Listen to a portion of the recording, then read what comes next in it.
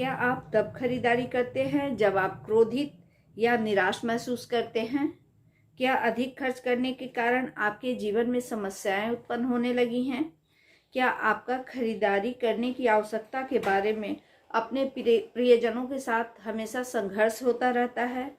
क्या खरीदारी करते समय आप उत्साहपूर्ण या चिंतित महसूस करते हैं? खरीदारी करने के बाद क्या आपको ऐसा लगता है कि आपने अभी अभी कुछ खतरनाक काम पूरा किया है? खरीदारी करने के बाद क्या आप दोषी या शर्मिंदा महसूस करते हैं? क्या आप अक्सर ऐसी चीज़ें खरीदते हैं जिसकी आप कभी उपयोग भी नहीं करते? क्या आप लगभग हर समय खरीदारी के लिए पैसे के बारे में सोचते रहते हैं? अगर इनमें से अधिकांश का उत्तर हाँ है, तो आप ऑब्सेस्ड है खरीदारी के लिए या खरीदारी के लत से ग्रस्त हैं, जिसे आम भाषा में शॉपिंग ऑब्सेशन भी कह सकते हैं। आप इसके विषय में अगर बहुत कुछ जानना चाहते हैं तो आप इस वीडियो को अंत तक जरूर देखिए। खरीदारी करना एक आम सी बात है, लेकिन जब हम किसी भी लत या व्यसन की बात करते हैं, तो चाहे वो किसी भी चीज़ का व्यसन हो, शराब का हो, ड्रग का हो, बैड हैबिट्स हो या खरीदारी हो, हर व्यसन में एक कॉमन सी बात ये होती है कि इंसान उस व्यसन के द्वारा जीवन के भावनात्मक दर्द या कठिनाई से निजात पाने की कोशिश करता है। शॉपिंग ऑब्सेशन या जो है, ये भी एक प्रकार का इम्पल्स कंट्रोल डिसऑर्डर भी इसको कह सकते हैं, या इसके जो ऑब्सेस्ड हम होते हैं, ये ऑब्सेशन या ओसीडी का भी एक सिम्टम होता है, और अलग से भी इसको हम एक लत के रूप में कह सकते हैं। सब बेसिकली चीज़ें यही हैं कि हम तकलीफ और समस्या, हम डिप्रेस्ड जब होते हैं, बहुत परेशान होते हैं, तो हम शॉपिंग करके क्षणिक रूप से अपने आप को तनाव मुक्त करते हैं, चाहे वो किसी भी बीमारी के कारण हो। कई बार ये बिल्कुल अकेले होता है, कई बार कई जो मेंटल डिसऑर्डर हैं वो उसके साथ एसोसिएट भी होता है, जैसे personality disorder, mood disorder, anxiety disorder. और कुछ लोगों में जो कहा जाता है कि कुछ खास प्रकार के विशेषता वाले जो व्यक्ति होते हैं वो अधिक प्रोन होते हैं इस प्रकार के ऑब्सेशन के लिए।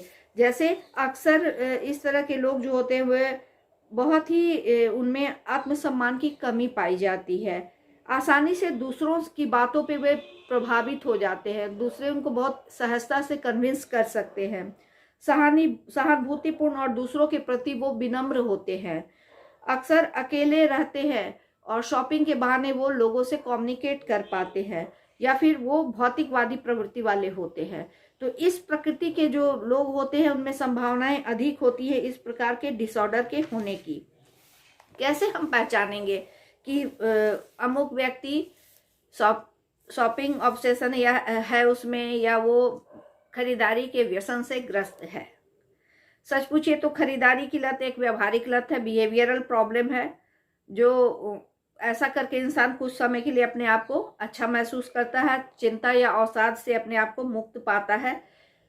शुरू में एक लत नहीं होता है, लेकिन धीरे धीरे ये जब लत बन जाता है तो इसकी वजह से आपके जीवन के हर क्षेत्र में समस्याएं आने लगती हैं, चाहे वो आपका पर्सनल रिलेशन हो, आपका सोशल फील्ड हो, कहीं भी हो, आपका ऑक्यूपेशन हो, आपका कैरियर हो, हर जगह ये बाधक तत्व के रूप में आने लगता है।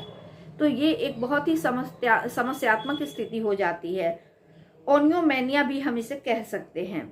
जितने भी एडिक्शन होते हैं, ये जो है ये एक ऐसा एडिक्शन है जिसको सर्वाधिक सामाजिक रूप से स्वीकार किया गया है, क्योंकि लोग इसको व्यसन या लत नहीं मानते हैं, इसको एक आदत के रूप में मानते हैं।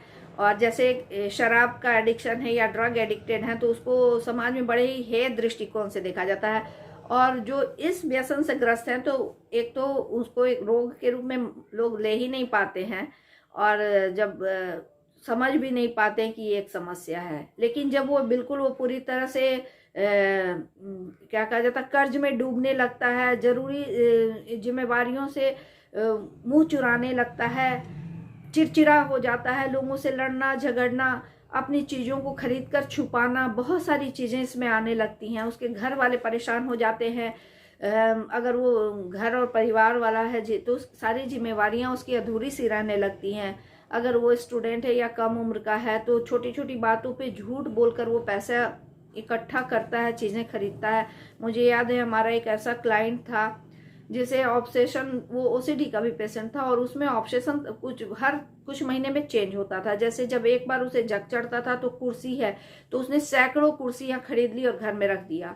फिर 5-6 महीने के बाद उसे किसी और चीज, कोई शो पीस का उसे हुआ तो वो शो पीस ही खरीदता चला जा रहा था, और वो सारी चीजें घर में कूड़े की तरह इकट्ठी होती चली जा रही थी, और नतीजा ये था कि वो बिल्कुल कर्ज में डूब गया था। तो इस तरह की इसमें बेबुनियादी चीजों को इकट्ठा भी कर सकते हैं, बेजरूरत की चीजों को भी।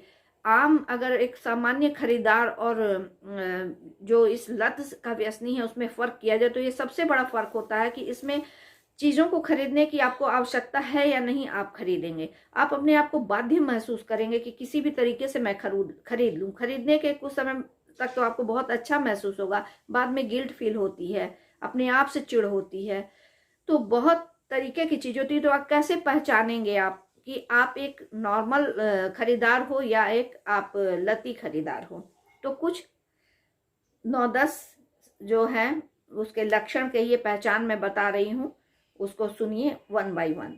हमेशा उन चीजों के बारे में सोचते हैं जिन्हें वे खरीदने की योजना बनाते हैं। दूसरा, वे अपनी बाध्यकारी खरीदारी या ऑब्सेस्ड जो शॉपिंग उनकी होती है को रोकने में हमेशा स्वयं को असमर्थ या अनेबल पाते हैं। कुछ खरीदने के बाद क्षणिक उत्साह का अनुभव करते हैं, कुछ समय बाद ही खरीदी गई चीजों के बारे में उन्हें बेहद पछतावा होता है और बहुत ही ग्लानि महसूस करते हैं।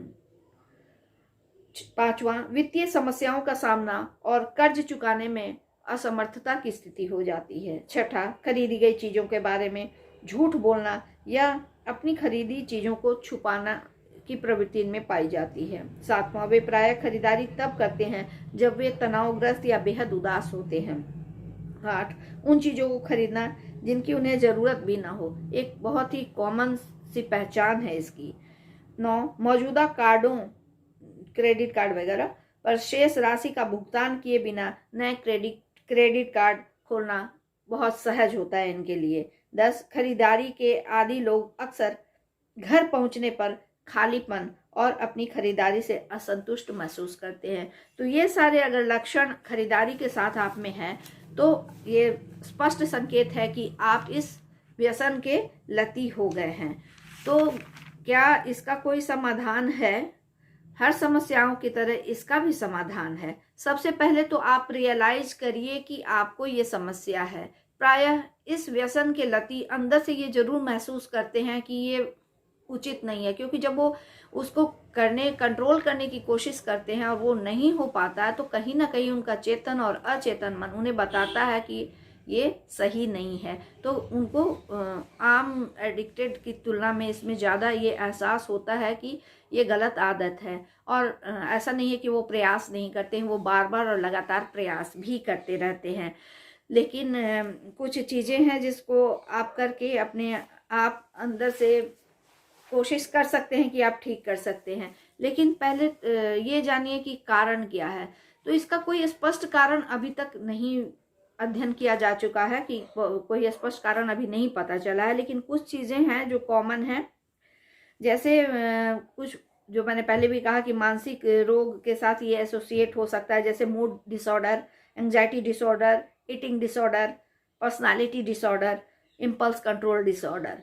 तो वैसे लोगों में संभावनाएं अधिक होती हैं इस डिसऑर्डर के बढ़ने की।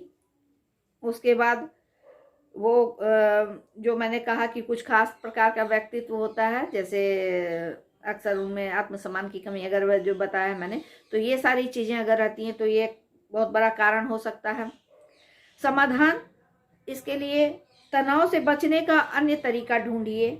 अपने आप को जिस समय आप खरीदारी में लगाते हैं उसमें लगाने की जगह कोई क्रिएटिव काम से जोड़ें, जैसे बागवानी, पेंटिंग, जो जिस चीज़ में आपकी रुचि है। जब आपका मन उदास या बेचैन हो तो उस क्रिएटिव काम में अगर आप लगाएंगे खरीदारी की अपेक्षा, तो धीरे धीरे ये बुरी आदत एक अच्छी आदत में बदल जाएगी। दूसरों की सहायता लें। अगर आपको लगे कि आप कंट्रोल नहीं कर पा रहे हैं, तो जैसे आप खरीदारी करने जाते हैं तब तो कोशिश करिए कि अधिक से अधिक जो खरीदारी की चीज़ है वो अपने परिवार के किसी सदस्य या किसी मित्र को दे दीजिए कि वो आपकी ये जिम्मेवारी उठा ले। धीरे धीरे आप खरीदारी से दूर होंगे तो धीरे धीरे ये जो लत है आपकी अपने आप कम होने लगेगी।